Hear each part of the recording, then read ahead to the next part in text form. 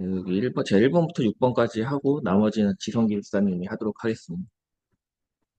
자, 1번 범용 AI 위험관리 프레임워크고, 이건 이제 해설지에서 보면은 알다시피 뭐죠? 보안에서 리스크 매니지먼트 프레임워크랑 뭐 거의 똑같아가지고 10분평대 기반으로 하고, 그리고 보통 위험관리 뭐 이런 거 들어가면 PDCA 뭐 이런 거 좀 그려주시면은 얼추 비슷해가지고 뭐 거의 똑같은 것 같더라고요.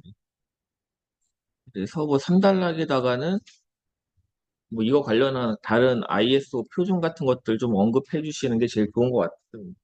모범 답안도 그걸로 선정을 했고, 에이전틱 AI는 뭐 잘 알고 있으니까 뭐 스스로 자율적 이런 단어 써주시고, 개념도 그 서브노트에 있는 거 그려주시고, 3단락에다가는 뭐 A2A라던가 아니면은 뭐 AI 에이전트가 에이전틱 AI로 뭐 활용될 수 있다. 뭐 이런 내용 좀 언급해 주셔도 될 것 같습니다. 그 다음에 PMO와 상주감리 비교. 이건 원래 2교시형 문제인데 1교시로 갖고 왔고, 이 비교를 할 때 꼭 나와야 될 거는 그 관점이랑 의무 여부, 그리고 산출물, 법적 근거. 요 정도 비교는 꼭 넣어주시고, 나머지는 내가 알고 있는 것들 더 추가해 주시면 될 것 같습니다. 대부분 장점과 단점. 이것도 뭐 어렵진 않고, 이거 개념 1달러, 장점 2단락의 가, 단점 2단락의 나 쓰시면 되고, 뭐 3단락은 뭐 뎁스옵스를 쓰시던가 아니면 본인이 잘 아시는 내용 뎁스옵스에서 한 단계 더 들어가가지고 언급해 주시면 될 것 같습니다. 그 다음에 이제 서버리스 컴퓨팅인데, 이게 많은 분들이 마지막 정의를 클라우드 컴퓨팅 기술이라고 이렇게 쓰셨는데, 이게 물론 서버리스 컴퓨팅이 클라우드 기반 환경에서 당연히 이제 제공을 하는 게 맞겠지만, 이 온프레미스에서도 구현을 하려면 할 수는 있거든요. 그래서 뭔가 마지막 단어가 클라우딩 기술이다 막 이렇게 써놓으니까 조금 애매한 느낌? 그래도 뭐 어쨌건 서버리스 컴퓨팅이 대부분은 클라우드에서 돌아가니까, 그리고 서버리스 컴퓨팅 하면은 파스, 바스 이건 꼭 나와야죠. 이 두 단어는 꼭 나와야 되고, 그 다음에 개인정보 안심구역과 데이터 안심구역 비교. 이거 비교할 만한 게 막 그렇게 많진 않아가지고, 뭐, 주간 정보 기관이라던가, 그리고 법적 근거, 그리고 보안, 그리고 주요 목적, 이런 것들을 좀 써주시면 좋을 것 같아요. 개인정보 안심구역은 개인정보를 안전하게 활용하고 PET를 실증하기 위한 거라면은 개인정보 안심구역은, 데이터 안심구역은 공공이 갖고 있는 데이터를 좀 활용할 수 있게끔 개방하는 거니까 그런 거에 조금 포커싱 해갖고 답을 작성하시면 될 것 같습니다. 뭐 이거 자세한 해설은 그 박멘토님 유튜브에 각각 그 해설 다 올라와 있고, 아니면은 그 ITP 사이트 들어가면은 해설 영상 그 권한부여 다 됐을 거거든요. 거기서 보셔도 됩니다. 그래서 범용 인공지능 위험관리 프레임워크를 보자면, 인공지능 위험관리 프레임워크란 AGI의 개발과 활용 과정에서 발생할 수 있는 다양한 위험 요소를 사전에 식별하고 이를 관리하기 위한 종합적이고 선제적인 체계다. 위험을 관리하는 체계다. 프레임워크다. 이렇게 써주시면 되고, 개념도 자체는 그렇게 어려운 것 같지는 않아요.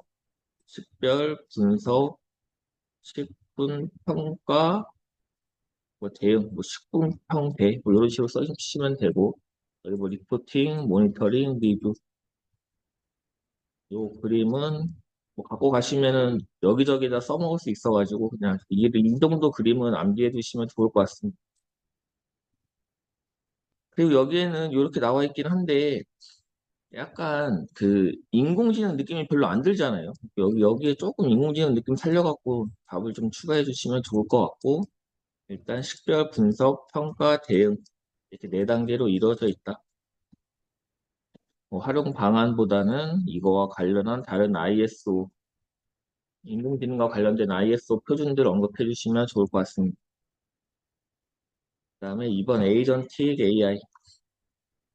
에이전틱 AI에서 나와야 될 거는 요거죠. 자율적 스스로 수행하는 AI다. 그래서 개념도는 이거는 아마 다들 다 잘 그려주셨어요. 이 개념도는. 데이터 플라이를까지 다 잘 그려주셨고 AI 에이전트 잘 그려주셨고 벡터 DB까지 다 잘 써주셨고 뭐 3단락의 주요 사례도 괜찮고 뭐 자기가 잘 알고 있는 거 추가적으로 써주시면 될 것 같습니다. 비교만 안 하면 될 것 같아요. 다른 거랑 비교. 그다음 3번 PMO.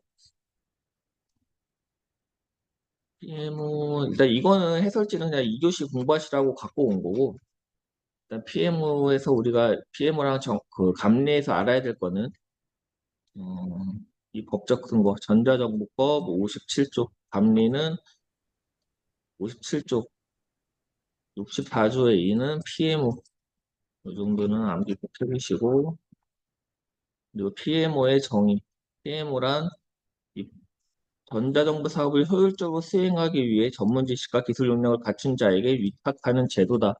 그래서 요거까지 어떤 타입이 있고 어떤 역할에 대한 구분, 기술 분류, 뭐 투여 시간 및 질의 부분에 대한 유형. 여기서 기상대, 지도, 관제탑 이렇게 세 가지는 꼭 암기해 주시고요. PM 대상 사업 범위는 대국민 서비스, 공통인력 서비스, 통합연계, 행정기관 등의 장애 인정하는 사업이다. 그 비교하자면은 PM은 64조의 2, 상주감리는 57조, 그리고 법적 책임은 얘는 손해배상, 얘는 행정처분 대상.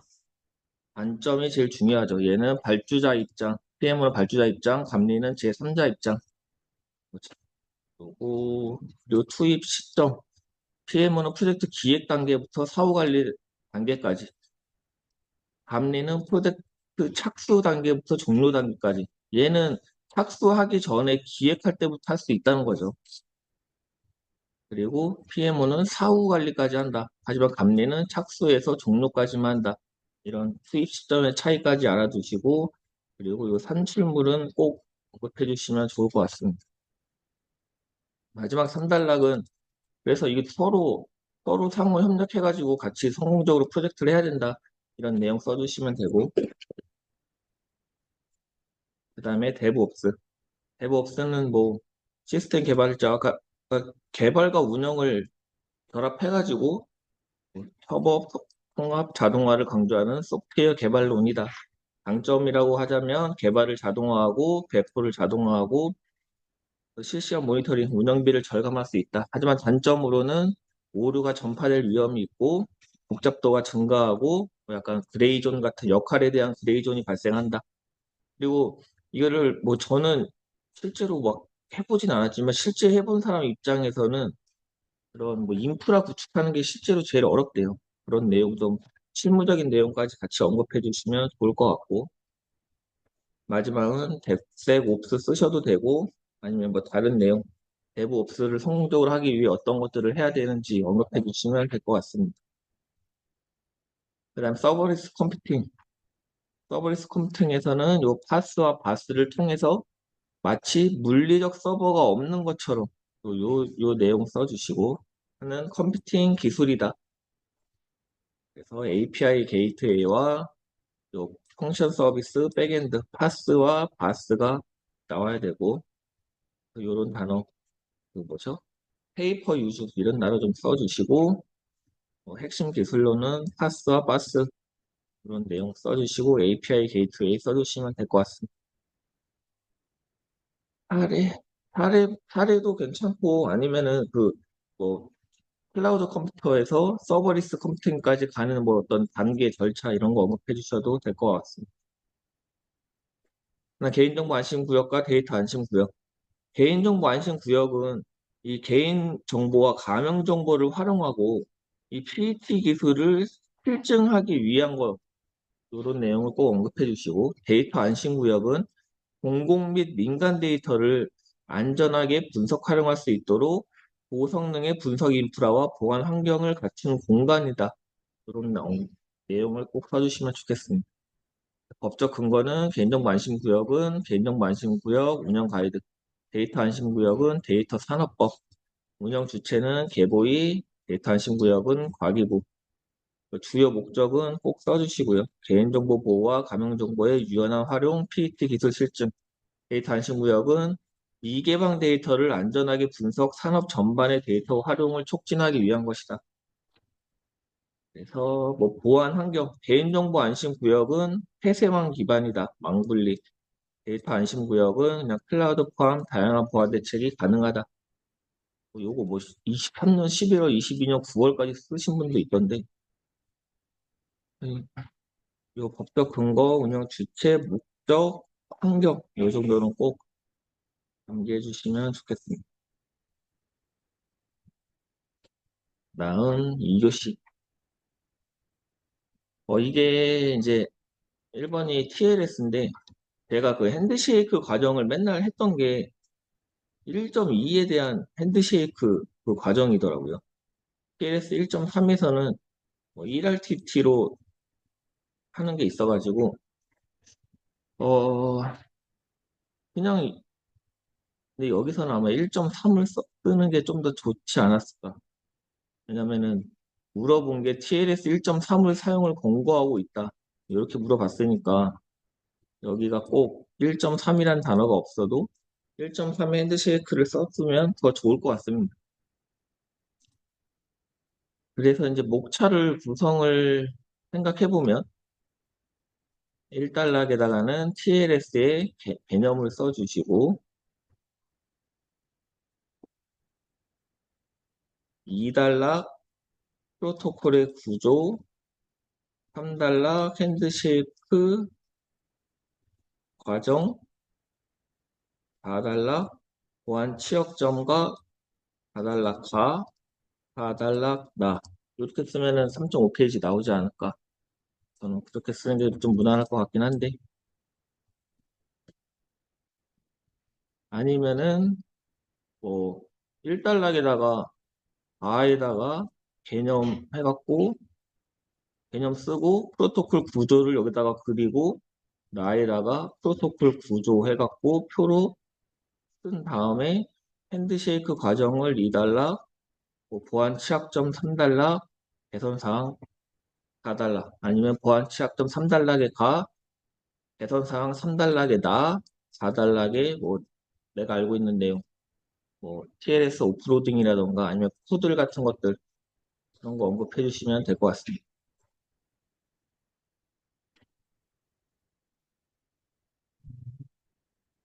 그 다음에 이제 이거 AEX 디지털 전환 관련된 내용인데 이게 오늘 모험당한 뽑기가 조금 애매했는데 생각보다 그렇게 막 임팩트 있게 잘 쓰신 분이 없는 것 같아요. 일단 목차를 쓸 때, 저는 만약 제가 썼으면 뭔가 그 4단락에다가 재현을 쓰고 싶어갖고 저라면은 AX의 개념을 가에다가 쓰고 중요한 이유를 1단락 나에다가 쓰고 그 중요한 이유를 뭐 굳이 한 페이지까지 쓸 필요 없잖아요. 중요한 것도 아닌데. 그리고 기업에서 AX를 성공적으로 추진하기 위한 전략적 추진 절차. 이거 2단락 다, 고려사항 2단락 다, 장애 요인 3가지 3단락 다, 대응 방안 3단락 나. 그래서 마지막에 어떻게 해야 된다. 대응. 이렇게 쓸 것 같긴 한데, 그리고 이 다를 쓸 때 조금 애매한 게 이 3가지 이상과 각 대응 방안이잖아요.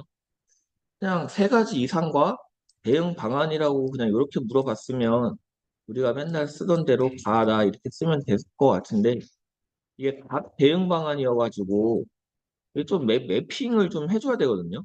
채점자가 확인할 수 있게끔. 그래서 이 문제는 그냥 이렇게 써도 괜찮을 것 같아요. 그냥 아예 여기다가 장애 요인 여기다가 대응 방안 하고 가는 뭐 관리적 측면에서의 뭐 나는 기술적 측면에서의 뭐 해서 그냥 이렇게 표로 아예 그냥 이렇게 묶어가지고 매핑 그냥 바로 눈으로 바로 볼 수 있게끔 매핑하는 것도 괜찮을 것 같습니다. 뭐 평소에 답 쓰던 대로 써도 크게 문제는 없을 것 같고. 아니면 그 옛날에 우리가 그 뭐죠? AI의 어떤 보안 공격에 대해서 뭐 이렇게 그 뭐죠? 포이즈닝 어택, 모델 리스트렉션 해갖고 뭐 이렇게 하고 뭐 이렇게 서로 대응하는 관계 막 그 있었잖아요. 뭐 그런 것처럼 가에다가 개념도 해갖고 어떤 장애 요인이 있고 그거를 어떻게 대응해야 된다라고 그림을 한번 그려주고 뭐 밑에다 설명하는 것도 좀 보기 채점자가 보기 편할 것 같습니다. 그 다음에 이제 공급망 보안. 이게 생각보다 공급망 보안인데 그냥 공급망을 쓰신 분도 있고 공급망 공격을 쓰신 분이 있어요. 답에다가. 이거는 공급망 보안이라는 거는 공급망 전 과정에서 발생할 수 있는 것들에 대한 보안 활동을 공급망 보안이라고 합니다. 뭔가 공급망 공격과 공급망 보안과 공급망 요 세 개 좀 차이를 잘 아시면 좋을 것 같고 그래서 이거는 이게 진짜 목표 잡기 어려운데 저는 1단락의 공급망 보안의 필요성, 뭐 배경, 2단락의 공급망 보안에 대한 개념, 3단락의 공급망 보안을 그래서 뭐 어떻게 해야 된다, 뭐 구축할 수 있는 방안 이렇게 썼나? 이게 아니다. 죄송합니다. 제가 해설지를 만든 거는 1단락에다가 공급망 보안의 개념 쓰고 2단락에다가 그래서 공급망 보안을 구축할 수 있는 방안 CSCRM이랑 S밤 이렇게 두 가지로 크게 나눠가지고 하나 썼고 왜냐면은 그 공급망 보안 가이드라인에 그렇게 돼 있잖아요 목차가 그래서 그냥 그거 생각하면서 답을 썼고 마지막 3단락에다가 제로 트러스트 기반 공급망 보안 아키텍처를 가에다가 아키텍처 그림 그리고 나에다가 설명하고 이런 식으로 했습니다. 혹시 이번에 시험 보러 가시는데 이거 계산기 안 갖고 가고 이거 계산 못 하신 분은 없겠죠? 이 정도는 계산기 없어도 계산할 수 있겠지 그래도 보자면 TLS 1.3 TLS라는 네트워크를 통해 데이터를 송수신할 때 비밀성, 무결성을 제공하기 위해 설계된 암호화 통신 프로토콜이다. SSL을 하면은 443 포트로 통신을 하는 거고 그래서 3.0 이후부터 TLS로 변경이 됐고 지금은 1.3까지 발전을 했습니다. 그래서 프로토콜의 구조는 뭐 여기는 이렇게 되어 있는데 저희 서브노트에 있는 식으로 암기하셔도 되고 그냥 헤더 구조 모양으로 여기서 나와야 될 거는 리코드 프로토콜, 핸드쉐이크 프로토콜, 체인지 사이퍼 스펙 프로토콜, 얼러트 프로토콜 이 네 가지 꼭 암기해 주시고 그 다음에 이제 핸드쉐이크 과정인데 1.2 때까지가 저희가 하던 거, 뭐 클라이언트 헬로 하면 서버 헬로 하면서 뭐 CA 보내고 그거 가지고 뭐 키 만들어 가지고 공유하고 뭐 이런 내용이었는데 1.2까지가 1.3에서는 이게 2 RTT였으면은 이제 1 RTT로 요렇게 바뀌었다. 클라이언트 헬로, 서버 헬로, 피니시 그냥 바로 한 번에 끝나는 그래서 핸드쉐이크 과정 1.2랑 핸드쉐이크 TLS 1.3이랑 차이점 알아두시면 좋을 것 같고 그리고 이 0RTT가 있는데 0RTT는 이거 대연결을 할 때 0RTT를 지원한다. 여기까지 알아두시면 되겠습니다. TLS 1.2 보안 취약점은 이 암호 알고리즘 측면에서 샤원이라던가 MD5 우리가 취약한 암호 알고리즘으로 알고 있는 거 대표적인 거잖아요. 이 두 개가 샤원, MD5, 뭐 DES 여기서 DES는 안 나오는데 아무튼 샤원과 MD5 이런 취약한 알고리즘을 사용한다. 그러니까 개선 사항으로 샤2 계열만 허용. 그 다음에 이게 포워드 시크릿시 미치형 미지원 이게 저도 정확하게 뭔지 모르겠는데 전방향 뭐라고 하던데 그래서 뭐 이런 위험이 있고 그래서 이거를 강제로 적용을 해야 되고 이 ECDH가 이게 그 우리 1교시에 나왔던 그 ECC 거기서 사용되는 거더라고요. 이런 거 같이 좀 암기해 두시면 써먹을 때가 있을 것 같고 그 다음에 다운그레이드 공격이 가능하다. 그리고 핸드쉐이크 평문 구간이 존재한다. 요, 이 취약한 알고리즘, 다운그레이드 공격, 핸드쉐이크 평문 구간 존재. 이렇게 한 세 가지는 꼭 암기해 주시면 좋을 것 같아요. 그래서 이 핸드쉐이크 평문 구간이 있어서 맨 인 더 미들에 중간자 공격이 있고 다운그레이드 공격이 가능해서 뭐 푸들이라던가 비스트 이게 지난번에 그 다른 학원에서 나왔던 거죠. 푸들이. 그래서 이제 개선 사항으로는 다운그레이드 방지 필드를 삽입하고 그리고 이거 뭐 암호 스위트 간소함의 구조를 단순화하고 1RTT 핸드쉐이크를 한다. 이렇게 해가지고 개선을 할 수 있다고 합니다. 요거까지 같이 학습하시면 좋을 것 같습니다. 여기서 그러니까 취약점의 취약 알고리즘, 다운그레이드, 핸드쉐이크, 개선 사항의 샤2, ECDHE, 다운그레이드 방지, 구조 단순화, 1RTT 요거까지만 암기. 그다음에 이제 2번 AX고 DX를 넘어 AI를 기반으로 하는 AX의 개념. 기업의 기존 사업 모델과 작업 프로세스를 버리고 AI 기술을 전사적으로 적용해서 사업의 모델과 작업 프로세스, 제품, 서비스 등을 처음부터 재창조하는 전략이다. 그러니까 기업 전체 조직 문화 전략에 AI를 통합해서 혁신을 이루는 것. 이게 이제 AX다. 아까 누가 답에다가 SK CNC가 이 SK AX로 사명을 바꿨다고 누가 써놨어요. 강글에다가. 그래서 제가 기성기 교수님한테 맞아요? 했더니 맞대. 근데 이거 약자가 뭐라고 하는지 아세요? 이거 맞추면 제가 커피 사드리겠습니다. 이 원래 이거 약자 뭐예요? 이거? SK AI 트랜스포메이션이잖아요. 뭐라고 부른다고 하는지 아세요? 유태경님 알 것 같은데. 예? 아니요. 뭐라고 부르냐면 내부적으로 이렇게 부른다고 합니다. SK 오렉스. 뭐만 해달라고 하면 전부 다 안 된다고. 뭔가 AI 좀 접목 좀 하게 뭐 좀 해주세요 하면 전부 다 안 된다고 해갖고 SK 오렉스라고 부른답니다. 내부적으로. 자, 그만큼 이제 말이 AI 트랜스포메이션을 해야 된다라고는 하는데 이게 사실 쉽지 않다는 거죠. 그러니까 이제 문제도 뭐 이런 추진할 때의 어떤 고려 사항이라던가 장애 요인 뭐 이런 것들이 이제 나오는 거니까. 그러니까 그리고 오늘 목차를 이렇게 잡고 쓰신 분들이 되게 많은데 이거는 해설지를 봤으니까 이렇게 쓰는 거겠죠? 기업 내부 관점, 기업 외부 관점. 실제로 만약에 저는 해설지를 안 보고 만약에 답을 썼다고 하면 그냥 뭐 비즈니스 측면과 기술적 측면 이렇게 썼을 것 같은데 오늘 목차를 이렇게 잡으신 분들이 되게 많은 것 같아요. 뭐 나쁘진 않은 것 같습니다. 어쨌건 학습을 했다는 얘기니까. 그래서 내부 운영 관점에서는 어떤 자동화 및 간소화, 뭐 업무 효율성과 속도 향상, 뭐 사람의 편향 최소화, 뭐 업무 연속성 보장 이런 게 있고 외부 관점에서는 또 고객의 경험을 향상하고 고객의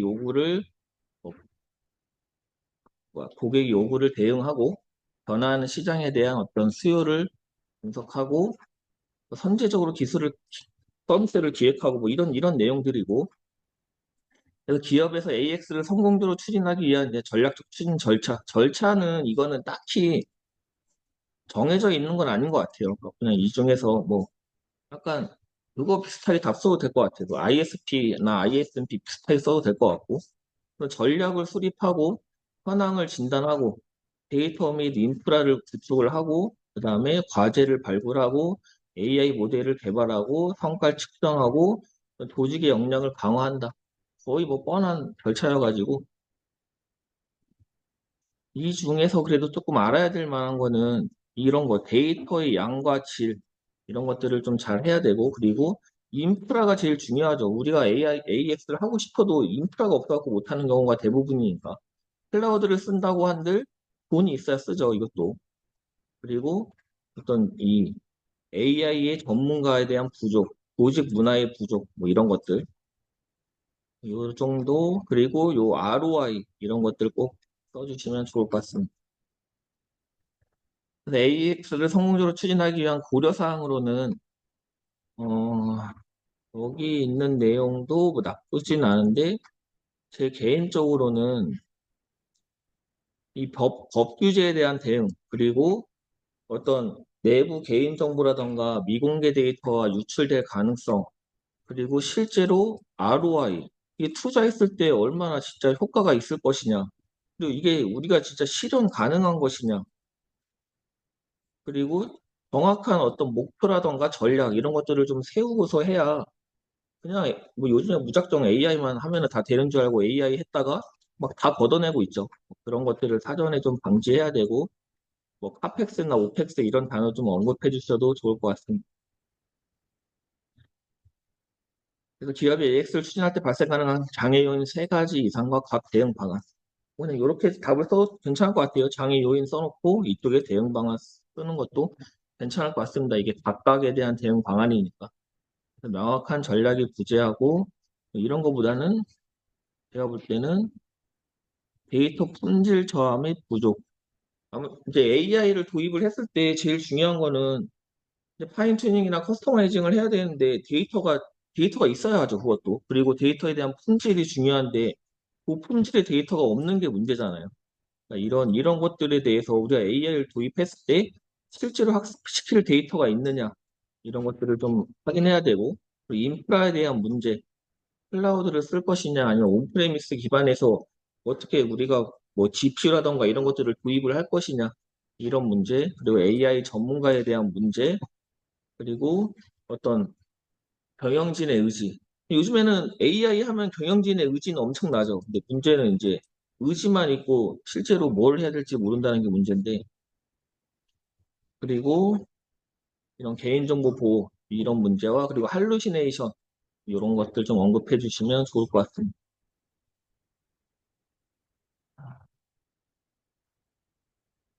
그다음에 3번 공급망 보안. 공급망 보안의 개념. 공급망 보안이란 하드웨어, 소프트웨어, 서비스 등 외부 공급자의 제품 및 서비스가 도입되는 전 과정에서 발생할 수 있는 보안 위협을 식별하고 관리하는 활동을 공급망 보안이라고 합니다. 뭐 필요성은 그냥 제가 페이지 채우려고 넣은 거고, 이건 뭐 중요한 건 아니고 필요성은. 그래서 공급망 보안을 구축할 수 있는 방안 두 개, CSCRM과 또 S밤이죠. 요거는 예전에 이제 우리가 부모 때 했던 내용이니까 넘어가고. 그래서 뭐 요런 공공방 보안을 이 두 개를 기반으로 구축할 수 있고, 그 다음에 제로 트러스트 기반의 아키텍처를 뭐 재현하라고 했으니까, 작성하라고 했으니까, 그래도 아키텍처라고 하면은 웬만하면은 뭔가 그림 하나 넣어줘야 약간 아키텍처 느낌이 나가지고, 뭐꼭 이런 그림이 아니더라도 뭐 그냥 뭐 감리 프레임워크 느낌 그리게 느낌 나게 뭐 이렇게 해서 하셔도 되고, 아니면은 제일 무난한 건 집인 것 같아요. 그냥. 그래서 제로 트러스트를 기반으로 쓰라고 했으니까 몰라도 그냥 제로 트러스트 좀 언급해주고 제로 트러스트의 핵심 기술 그렇게 써주고, 그 다음에 그냥 내가 알고 있는 보안 기술 좀 써주시면 될 것 같습니다. 그래서 CFCRM이 공급망 보안을 할 때 어떤 프레임워크고, 또 S밤도 핵심 기술 요소니까 이런 것들 좀 넣어주시고 자동화를 해야 된다. 이런 몇 개 좀 언급해 주시면 될 것 같습니다. 저는 여기까지 하고,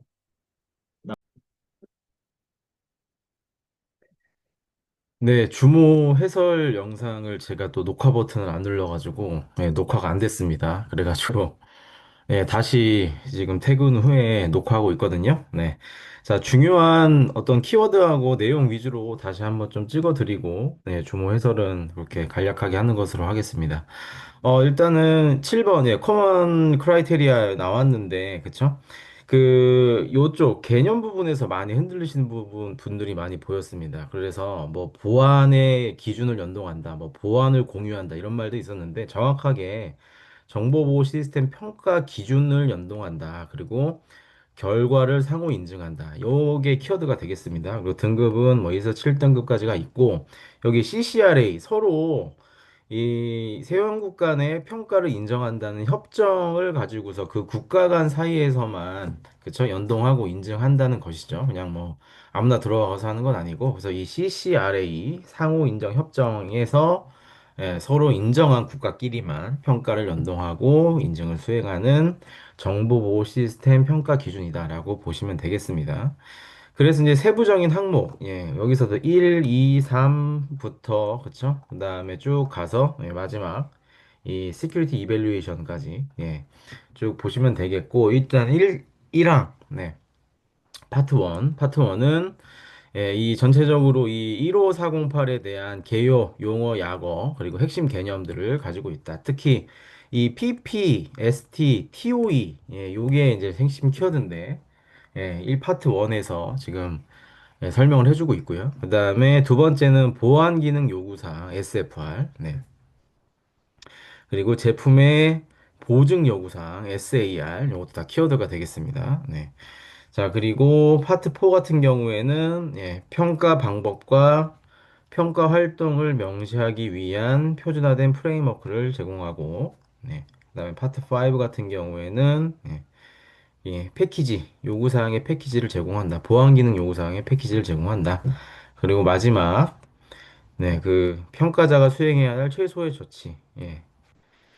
이런 식으로 내용이 구성되어 있다. 그래서 누가 이 세부적인 내용을 잘 알고 있느냐, 요거를 잘 기술해 주는 것이 이 문제의 고득점의 포인트다라고 보시면 되겠습니다. 당연히 그리고 위에서 나왔던 키워드들 SFR, SAR, TOE, PPST 그리고 7단계의 어떤 레벨까지 평가 레벨까지 등급까지 이렇게 추가적인 요소를 제시해 주시면 좋겠죠?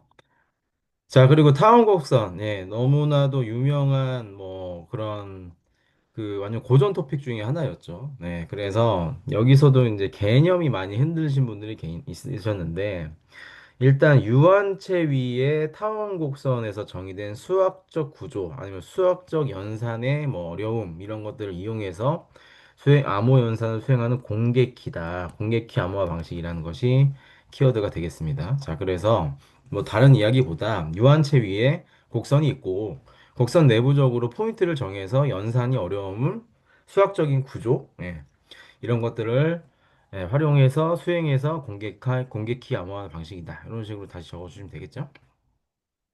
자, 곡선을 그리실 때 일단 그렇죠. X축, X축, Y축 그리시고 이 곡선 형태 그대로 이렇게 그렇죠? 이게 뭐 어떤 형태죠? 네. 그 이렇게 그려주시고 PQ-R 이렇게 주시고 이 반대편에 대칭점인 R 이렇게 점 4개를 찍어주시고요. 요 선이 이렇게 지나가겠죠? 자, 그래서 P 플러스 Q는 R이다. R과 마이너스는 대칭이다. 자, 그래서 이렇게 타원 곡선이란 이렇게 꼴의 형태를 지내는 곡선을 의미한다. 요게 요 곡선이 되겠죠. 그래서 이제 곡선과 수식과 그 위에 있는 포인트 그리고 포인트가 합계 연산하고 이 대칭인 거의 특징 이런 것까지 다 적어주시면은 완벽하다라고 보시면 되겠습니다. 자, 그래서 이제 공식과 유한체와 곡선의 점, 덧셈 연산, 스칼라곰 연산 그리고 공개 기반 이렇게 되시면 되겠습니다. 자, I 소대의 소재니 요거까지 한번 체크해 주시고 3단락에 넣어 주시면 되겠죠? 자, MCP 모델 컨텍스트 프로토콜. 너무 이제 그 이번 시험 전에 강조를 한 토픽인데 그대로 나왔죠? 자, 그래서 이제 일단 엔트로피기 제한을 했다. 네, 요거는 특징입니다. 요거는 넣으시는 것보다는 리드문 쪽에다가 빼주시는 것이 좋겠죠. 정의에다가 괜히 특징이나 어떤 그런 부가적인 표현 이런 것들은 최대한 지양하십시오. 지양. 없어야 됩니다. 담백하게 이게 무엇이다라고 설명을 해주셔야지 뭔가 뭐 이 특징, 장점, 뭐 그리고 어디서 파생됐는지, 어디서 유래했는지 이런 거를 묻는 게 아니라 그런 것들은 다 요쪽에 추가적인 요소는 여기다 놓고 이게 대체 뭐냐? 자, 그러면 일단 LLM이 그쵸? 이 프로토콜이라는 게 서로 쌍방 뭔가 이 두 가지의 어떤 그런 그 통신 규약을 가지고 뭔가 상호 그 작용을 한다 이런 거잖아요. 그 둘이 상호작용을 할 때 필요한 프로토콜 이런 건데 자, 그러면은 A라는 측에서 B에다가 뭘 하고 B는 A한테 뭘 보내고 이제 이런 상호작용이 있을 것이다라는 겁니다. 자, 그러면 A, 대규모 언어 모델이, 자, 여기 B, 이제 외부 데이터 소스, 그죠? 외부 데이터 소스 및 도구와 안전하고 일관되게 상호작용할 수 있도록 지원하는, 예, 뭐, 통합 또는 표준, 엔솔피 기준 표준을 잡은 거잖아요. 예, 통합 또는 표준 통신 프로토콜이다. 이렇게 이제 해주시면 되겠죠. 자, 그래서 프로토콜이 나왔다. 그러면은 어디서도 어디로 가는 통신 규약인데, 그럼 어디서 뭐냐? 그 두 가지에 대해서 자연스럽게 설명을 해주시면서 개념을 적어주시면 좋겠죠. 네, 자, 그래서 기본적인 구성 요소, 호스트, 클라이언트, 서버가 기본적으로 구성이 되고, 이 서버는 예, 여러 가지 외부 데이터베이스, 파일, 인터넷, 아니면 웹 API, 그렇죠? 또는 레가시 시스템 이런 것들이 다 지금 연동이 된다라고 보시면 되겠습니다. 그래서 여기에 너무 그림을 그리실 때 어떤 분들께서는 그냥 단순하게 뭐 DB 또 DB 이런 식으로 두 개 딸랑 그리셨는데 충분히 뭔가 많이 외부의 어떤 그런 인터페이스와 충분히 많이 연계가 된다라고 이렇게 좀 풍부하게 그려줘야 되겠죠. 그래야지 그렇죠? 이런 복잡성이 있는 것들을 옛날에는 다 하나씩 다 API 그런 명세서를 확인을 해가지고 거기에 있는 거를 막 코딩이 들어갔는데 그게 아니라 요런 부분에 있어가지고 예, 프로토콜을 다 표준화시키고 그렇죠? 다 잡아주었다. 어디서? 엔스로픽에서. 네, 그런 식으로 접근하시는 것이 좋아 보인다. 자, 그리고 이제 호스트 클라이언트 서버 다시 한번 구성 요소 보시고, 제이슨 RPC, 네, 요거, 그리고 이제 SSE, 서버 센터 이벤트. 네, 서버에서 보내는 그 프로토콜이다. 자, 그리고 여기 도구, 툴 리소스 프롬프트까지, 예, 적어주시면 되겠습니다. 자, 그리고 공급망 관리, 서플라이 체인 매니지먼트인데, 여기서 이제 핵심적으로 집중해야 될 그런 단어는 이 체인입니다, 체인. 예. 자, 서플라이는 뭔가를 이제 지원한다거나, 어디에다 뭐, 뭔가를 이렇게 보낼 때 보급을 한다거나, 그렇죠? 저희 뭐 스타크래프트에서 뭐 테란의 서플라이 디팟 뭐 이런 거 있었잖아요. 뭔가 이제 보급해야 된다. 그럼 보급해야 되는 뭐 보내야 된다 이런 거잖아. 그럼 내가 보내려고 하면 뭔가를 어디서 가져와서 보내야 되는 거잖아요. 그러니까 식량도 농부를 짓는 농사한테, 그죠? 농사를 짓는 농부한테 이렇게 지어 받아서 필요한 소비자한테 보낸다. 이런 느낌이잖아요. 서플라이가. 자, 그러면은 거기에 있는 이해관계자들이 다 체인이 되어 있다. 자, 그러면은 체인을 보시면은 체인 이런 식으로 연결돼 있잖아요. 굉장히 얽히고 설켜 있습니다. 그런 느낌을 이쪽 그림에다가 예, 구성을 해주셔야 된다. 딸랑 네모 4개 이렇게 하셔가지고 뭔가 예, 체인 느낌이 아니라 그냥 절차같이 느껴지면 안 됩니다. 이게 여기에서 이제 제휴업체가 생겼고 뭔가 예측을 해가지고 조달을 해서 생산하고 유통하고 마지막에 뭐 재고나 뭐 어떤 그런 영업에도 영향을 줄 수 있는 최종의 말단 고객까지 갈 수 있는 이 무수한 많은 단계들을 체인이라는 걸로 엮어주면서 예, 거기에서 이제 뭔가 효율화나 어떤 그런 뭐죠? 여기서 이제 원가 절감이나 그렇죠? 리드 타임 단축이나 이런 것들을 노리기 위한 경영 혁신 기법이 되겠죠. 네. 자, 그래서 일단 생각해야 될 거 조달 이 말이 없으면 안 됩니다. 조달. 네. 뭐 어디에서 데리고 갖고 와서 보낸다 이게 조달이잖아요. 이 단어가 없으면 안 된다. 항상 요거 다시 한번 좀 명심해 주시고 그리고 그림 그리실 때 다시 한번 예, 체인 예, 연결되고 얽히고 설키게. 네. 그냥 단순하게 그리시면은 아 체인 느낌이 아니다. 이거는 그냥 예, 그냥 그저 그런 그림입니다. 그래서 그런 것들 집중해서 한번 해주시고, 나머지 그 두 가지 좀 이제 짚고 넘어갈 게 하나 있죠? 예. 계획, SCP, 서플라이 체인 플래닝과 실행, SCE, 그리고 요걸 다 묶어서 SCI, 인테그레이션 또는 SCM, 매니지먼트라고 이제 하죠. 그래서 요 네 가지 키워드 다시 한번 좀 숙지해 주시면 되겠습니다. 자, 그리고, 네. 프로덕트 라인이 나왔는데, 이 프로덕트 라인은 이 제품군 내에서 그렇죠? 이 이제 그 어떻게 보면은 그 라인업이라고 하잖아요. 라인업. 그래서 제품의 라인업이다. 자, 그러면은 같은 라인도 생산 라인에서 첫 번째 에어컨 이제 만들었는데 이게 뭔가 좀 변화를 해가지고 요거와 유사하지만 조금은 이제 버전이 업그레이드가 됐어요. A 다시가 생겼고 조금 더 이제 시간이 지나다 보니까 시장에서 요구하는 게 바뀌어가지고 A 뭐 2가 생겼다. 이러면은 요런 이 제품의 어떤 근원적인 거는 같지만 이 여기서 이제 파생 시키면서 그쵸? 가변적인 요소만 선택적으로 집중 개발해서 이를 조립을 한다. 이런 소프트웨어 공학 방법론이라고 보시면 되겠습니다. 자, 그래서 가장 여기서 제일 핵심적인 키워드 도메인 공학. 예, 요 말이 있어야 됩니다. 네.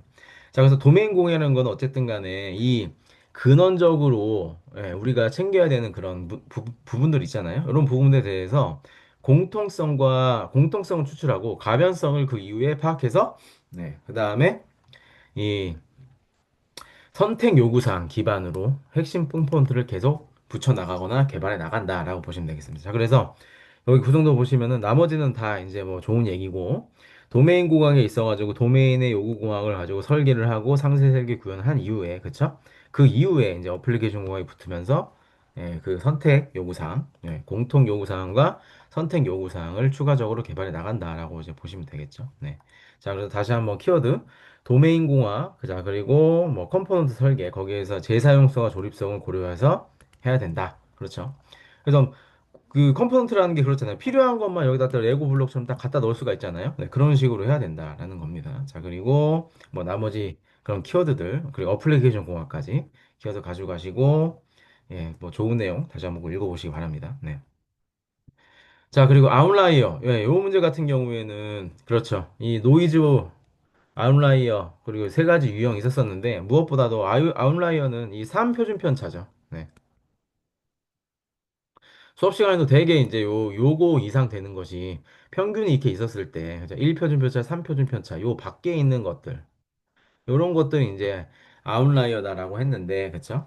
그 현저히 벗어난, 뭐 이런 말보다는 3표준 편차 이상 벗어나는 관측값이다라고 하는 것이 좋겠습니다. 그래서 분석 오류 또는 특이 패턴 탐지에서 어떻게 보면은 약간 저해하는 데이터가 되겠죠. 네, 그래서 이런 것들을 왜곡을 시킨다. 네, 그래서 이제 이런 것들은 정제를 해야 된다. 뭐 대체를 한다거나 삭제를 해야 된다거나. 네, 그래서 다른 거보다도 쭉 이제 좋은 내용이 있는데 요런 거에 대해서 유추할 수 있는 능력을 좀 이제 앞으로 기르셔야겠다라고 좀 생각을 좀 했습니다. 전역 라이어. 자, 전역 전체적인 어떤 부분에 있어가지고 내가 딸랑 밖에 있는 거예요. 전역. 그죠? 글로벌 라이어. 그리고 맥락. 맥락이라는 게 뭐죠? 이 어떤 그런 추세, 맥락 이런 거 봤을 때 당연히 여기에 있었어야 되는데 그냥 밖에 있다라는 거예요. 맥락을 알아요. 그래서 이제 시간, 위치, 특정 문맥 내에서 이상값이다. 네. 자, 그리고 군집. 이렇게 군집을 이제 매겨놨는데, 그쵸? 여기에서 이제 세 개 군집을 내가 해놨는데, 여기에 뭔가 이상한 것들이 또 생겼어요. 이런 것들. 개별적으로는 이상하지 않지만, 특정 패턴이나 그룹으로 나타날 때 이상치로 간주되는 것들. 네. 자, 그래서 그냥 내가 모른다고 이거 포기할 문제가 아닙니다. 이 아웃라이어 세 가지 유형에 대해서 전역, 맥락, 군집. 그러면 일단 전역, 전체적인 관점. 맥락, 어떤 맥락이 있으면 거기서 벗어나는 관점. 그리고 군집, 묶었는데 내가 약간 좀 벗어났다. 이렇게 해도 이제 조금 상상해 나가시면서 답안을 작성하셔야 되고, 자, 그거에 대해서 이제 주간 모의고사나 셀태 과제를 통해서 계속 이제 유추하실 수 있도록 그런 문제를 좀 추가적으로 제가 내보도록 하겠습니다. 자, 그리고 마지막 인공지능 윤리 기준. 예, 이거 못 쓰셨으면 정말 반성하셔야 됩니다. 예, 종공합 그렇게 많이 이제 수업 시간에도 도움으로 많이 제가 이제 했고 인프다 침공형 대체 간투. 예. 예, 이런 것들은 뭐 제가 계속 이제 떠들었는데 요거 이제 뭐 그 뭐죠? 메타버스 윤리원칙 오난지 이렇게 헷갈려서 적으신 분들은 정말 반성하셔야 된다. 네, 다시 한번 이제 윤리 기준 이 기술뿐만이 아니라 윤리적인 것도 제시하고 있기 때문에 생각을 하셔야 됩니다. 그래서 이제 이 기회에 더 이상 이제 까먹지 마시고 종공합 그리고 인프다 침공연 대체간투 이렇게 꼭 암기해 주시기 바랍니다. 네, 1교시는 여기까지 마치겠습니다. 자, 그리고 이제 2교시 이어서 하겠는데, 2교시는 4번 문제, 소프트웨어 품질입니다. 근데 보안 품질을 물어봤죠. 보안 품질. 네. 저는 이 문제를 딱 받는 순간, 여기서 라이프 사이클 나오고, 그쵸? 자동화 나오고 보았을 때, 이거 그냥 데브색 옵스를 이렇게 어렵게 써놨구나라고 생각을 했습니다. 데브색 옵스 저희는 배웠잖아요. 개발하고 운영해서 뭔가 CI/CD 기반으로 자동화를 이루어놓고, 원활한 운영 체계를 해놓고, 그 사이에 보안이 들어온다. 이거였는데, 여기에서 맥락상 맞지 않는 게 지금 하나도 없습니다. 보면은 다 맞잖아요, 지금.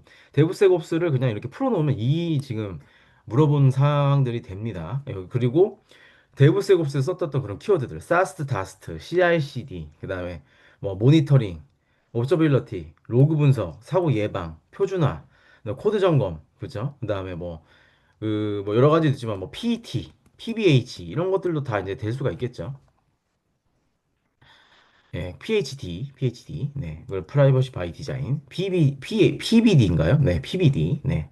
자, 그래서 요런 것들 보시면서 문제를 딱 받으셨을 때 보안, 그리고 품질, 그리고 먼저 보안 품질이 나왔고, 라이프 사이클 나왔으면 일단 기본적으로 분석 설계, 운영, 개발, 분석 설계, 테스트, 분석 설계, 개발, 테스트, 운영, 요 5개 단계로 되는데, 요거를 어쨌든 각각 단계에서 잘해야 된다. 그렇죠? 그러면은 이거밖에 없거든요. 요즘에 뜨는 그 어떤 기술이. 자, 그래서 대부세곱스 다시 한번 좀 풀어서 보시고, 자, 그다음에 네, 이런 것들은 그냥 한 세트로 사스트, 그죠?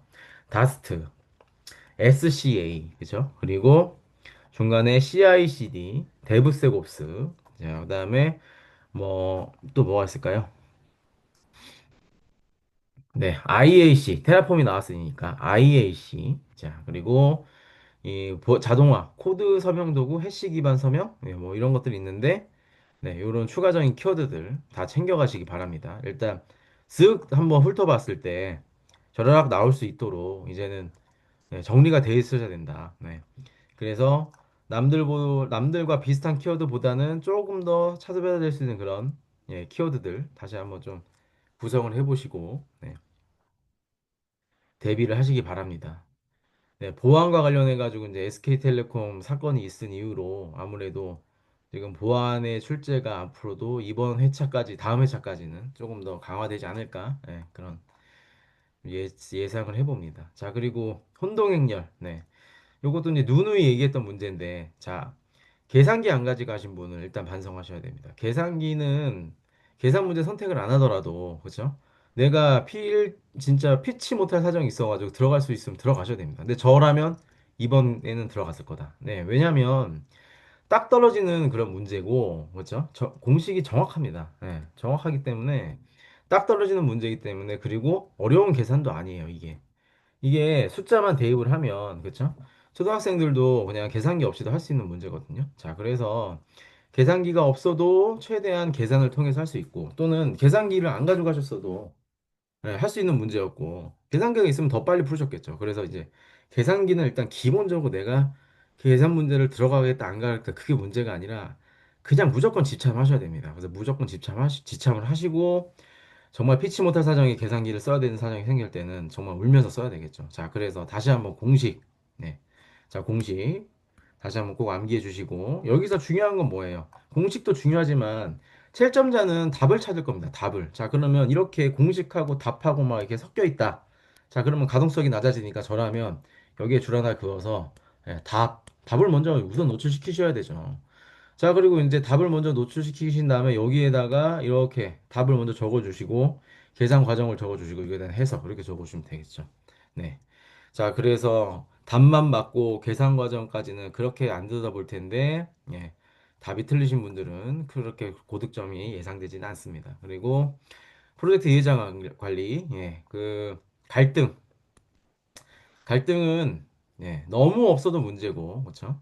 너무 없어도 문제고, 무사한 일, 포기 이런 상태고, 너무 심해도 뭔가 이 목적의식이라던가 혼란과 분열 때문에 프로젝트가 진행되지 않는다. 자, 그래서 제 최적의 상태를 유지를 해야 되고, 그렇죠? 이때는 순기능으로 갈등이 역할을 할 것이며, 변화나 도전적으로 적정 목표를 수행하는데 굉장히 큰 모티베이션이 된다라고 이제 보시면 되겠습니다. 자, 갈등의 요인, 뭐 일정, 원가, 우선순위, 자원, 기술적인 한계, 관리의 어떤 그런 뭐 스타일, 대인관계, 뭐 팀원의 특징, 팀장의 특징, 그죠? 리더십 이런 것들이 다 이제 요인이 될 거고요. 해결 방법은 일단 크게 5가지. 철수, 회피, 양보, 수용, 타협, 강요, 그리고 해결. 요 5가지 키워드 기반으로 꼭 이 사부면과 가운데 타협을 그려주시면서 답안을 작성해 주시면 되겠고요. 자, 터크만의 팀 발달 5단계. 예, 형격, 규성해. 형격, 규성해. 그쵸? 자, 그래서 5단계인데, 예, 먼저, 포밍, 스토밍, 노밍, 퍼포밍, 어드저닝, 여기까지 이제, 해상기까지 5단계로 그려주시고, 여기에서 목표, 관심, 이런 것들이 있지만, 더 중요한 거는 뭐다? 이 단계에서 가장 필요한 리더십이다. 지시형, 지도형, 참여형, 위임형, 지시형, 이런 것들이 이끌어 주어야 이 팀 발달이 되면서 성과기에 있어가지고 큰 성과를 낼 수 있고 해상기까지 무리 없이 끌고 갈 수 있다. 이런 내용이 되겠죠. 네. 자, 그래서 요거 난이도 하에 너무나 진짜 누구나 들어갈 수 있는 문제였는데 기본반에서 이제 막 기피를 마치신 분들은 아마 대비가 잘 되실 거고 이 갈등하고 그쵸? 이 리스크하고 헷갈리시는 분들이 계신 것 같아요. 그래가지고 뭐 에스컬레이션 이런 거 적으신 분들도 계시는데 다른 겁니다. 그래서 그렇게 적으신 분들은 갈등의 해결 방법 5가지 다시 한번 키워드 확인. 자, 그리고 터크만의 팀 발달 5단계 모델, 형격 규성해. 다시 한번 확인해 주시고, 암기해 주시기 바랍니다. 네, 이상으로 13주차 주모 해설을 마치도록 하겠습니다. 수고하셨습니다.